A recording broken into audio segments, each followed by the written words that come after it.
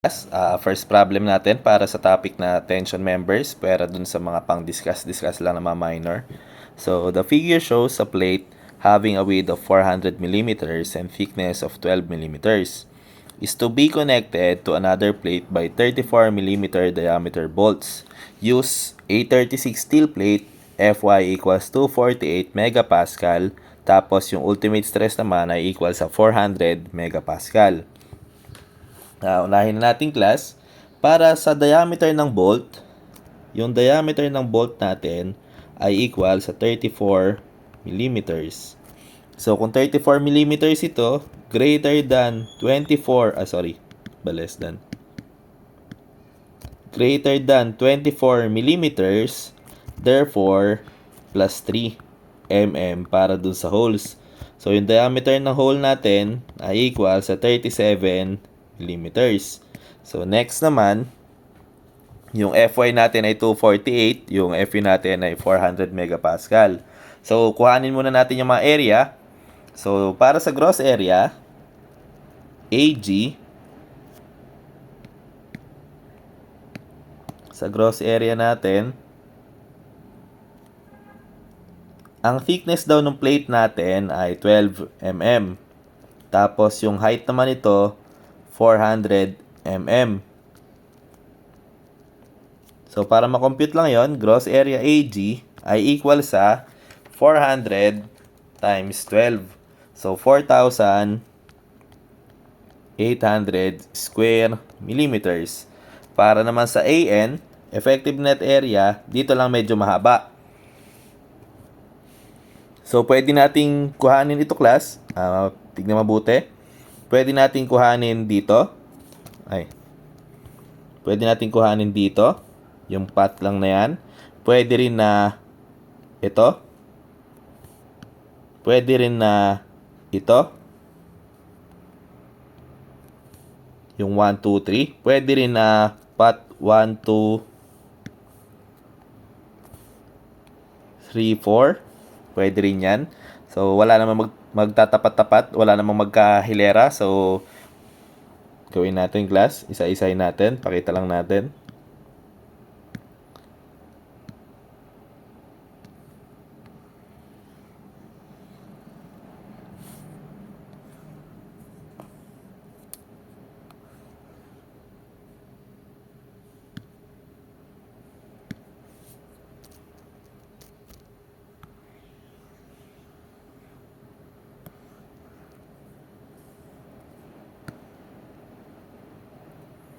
Ayan class, doon muna tayo sa path 12 muna natin.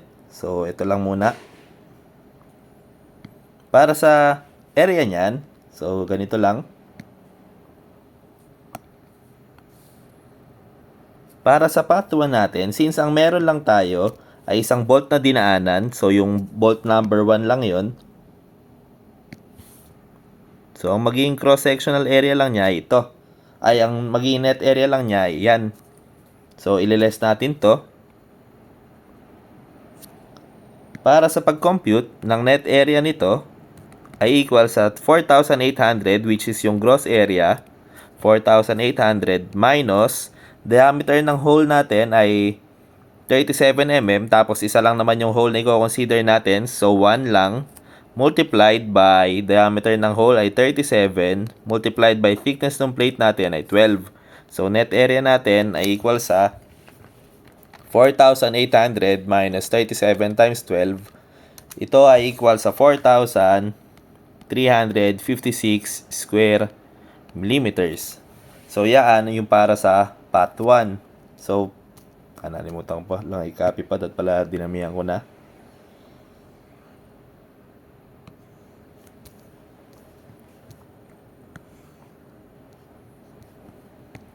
Doon sa path 2 naman natin,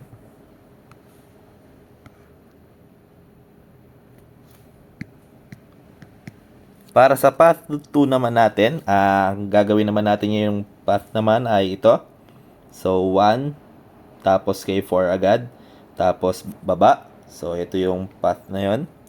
Pangalan nating path 1, 4. So, magiging area natin ay net area equals 4,800, gross area ulit ito, minus. So, yung dalawang hole natin, kasi dadaan natin hole 1 tsaka hole 2. So, dalawang hole multiplied by diameter ng hole ay 37, tas thickness ng plate ay 12. Pero since staggered connection ito, idadagdag natin yung S squared over 4G. So, yung S nga natin ay longitudinal distance, yung pitch. So, 50 squared over 4G. Yung 4 natin ay ang distance niya, kung titignan natin figure, ay 300.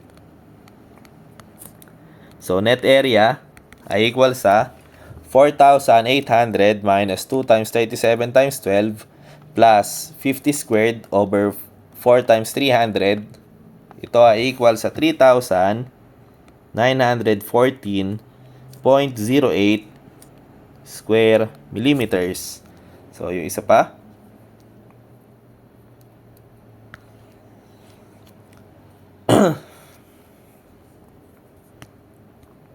So, gawin naman natin class yung para sa path 1, 2, 3.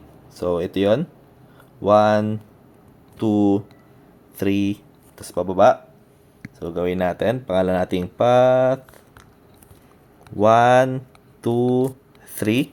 So, yung net area natin ay equal sa 4,800 minus this time, tatlong hole yung tatamaan, si hole 1, 2, and 3. So, tatlo, multiplied by 37, multiplied by 12, plus, yung una nating S squared over 4G, yung 1 to 2 pa lang. So, ang distance nila, horizontal distance ay 50 plus 60. So, 110 squared over 4G. Yung yung G natin this time, vertical distance ng 1 to 2 ay 100. Plus, yung horizontal distance ng 2 to 3 naman, 70 yun. So, 70 squared over 4 times vertical distance ng 2 to 3 ay 100 din. So, ayan na.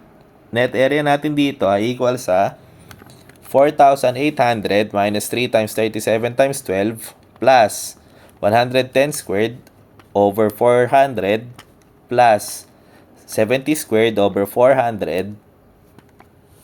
Ito ay equal sa 3,510.5. Tapos, yung isa naman, yung 1, 2, 3, 4 naman natin na path. So, gawin natin class. Path 1, 2, 3, 4. So, yung path 1, 2, 3, 4. AG natin ay equal sa 4,800 minus 4 multiplied by 37 kasi apat na hole yung tinamaan multiplied by 12 plus yung una nating connection ay 1 to 2. So yung horizontal distance ay 110 squared over 4G. So 4 times 100 plus yung 2 to 3 natin. So 70 squared over 4 times 100. Tapos next naman plus yung horizontal distance ng 3 to 4 ay 130 kasi 70 plus 60 squared over 4 times yung vertical distance naman ito ay 100 din. So, magiging AN. Ba't ba AG na ilagay ko pala dito? Sorry. Magiging AN ay equal sa 4,800 minus 4 times 37 times 12 plus 110 squared over 400 plus 70 squared over 400 plus 130 squared over 400. Ito ay equal sa 3,108.75 square millimeters. So, kung titignan natin, kung re-reviewin natin lahat ng effective net area natin, yung first na effective net area natin ay 4,356 para sa yung isa lang. Kapag sa path 1, 4 ay 3,914. Sa path 1, 2, 3, 3,510. So, yung last na path natin, yung 1, 2, 3, 4, ang nag-produce ng pinakamaliit na net area, which is 3,108.75. So, yan yung critical net area natin. So, yan ang gagamitin natin sa pag-compute ng effective net area. So sa pag-compute ng effective net area, AE, ito ay equal lang sa U multiplied by AN. Pero yung AN natin, na-determine natin as 3,108.75. Ngayon, yung U na lang. Ang sabi, kung babalikan natin class yung code, ang sabi, di ba ang ginamit nating material ay plates? So, kuhanin na lang natin dito sa summary. Ang sabi, kapag daw plate, kapag all bolted, ayan, ang U daw ay 1. So, ibig sabihin, kung pupuntahan din natin mismong code, case 1 yon kasi all tension members, saka tandaan kung plate lang yan, syempre automatic yung plate, kapag binolt mo yon since isa lang naman yung element ng plate, kapag binolt mo pa yun, automatic, all bolted agad yon. So, yung U nun ay equal sa 1. At tandaan mo mabuti yung class kasi common yon, basta plate naman, kapag binolt mo yon, automatic ang shear lag factor nun ay 1. So, ito ay equal sa 1, yung U natin. So, lagay ko lang, plate, U. So, yung U natin ay equal sa 1.0. Therefore, yung AE natin ay equal sa AN equals 3,108.75 square millimeters. So, para ma-determine naman natin si PU natin, yung hinahanap ng problem, PU, for yielding muna,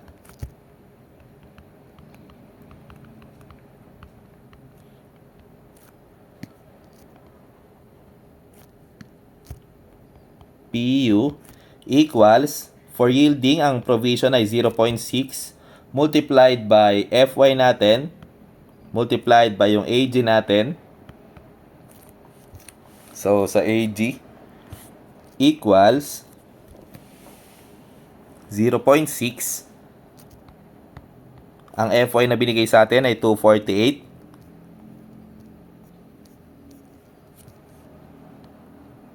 248. Tapos, yung AG natin, yung gross area natin, 4,800 equals 0.6 times 248 times 4,800, 714,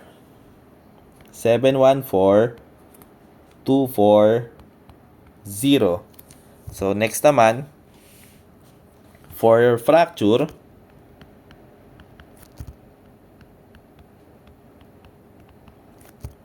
PU equals 0.5 FU AE. So, 0.5, yung FU natin, kung binigay naman ng problem, 836 steel. So, FU natin ay 400 megapascal. 400. Yung AE natin, since equal lang naman siya sa AN, so 3,108.75 square millimeters equals 0.5 times 400 times 3,108.75. Ito ay equal sa 621.75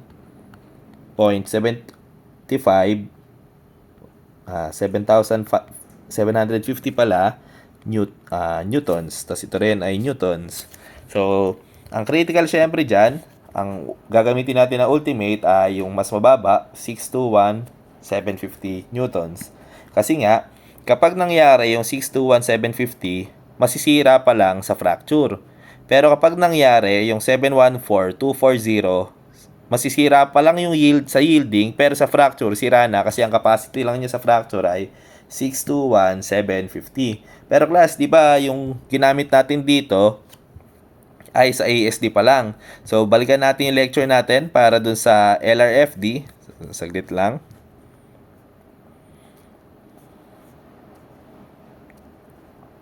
Ito.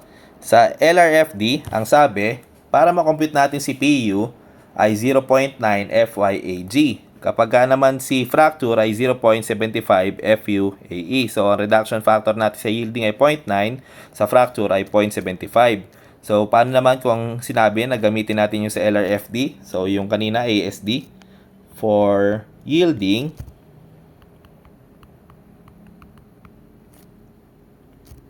PU ay equal sa 0.9 FYAG ito ay equal sa 0.9 times 248 times 4,800 ay equal sa 1,071. 1 million pala ito sa inyo. Ikikilonewton ko sana. So, 360 newtons. Sa fracture naman, for fracture, yung PU natin ay equal sa 0.75 FUAE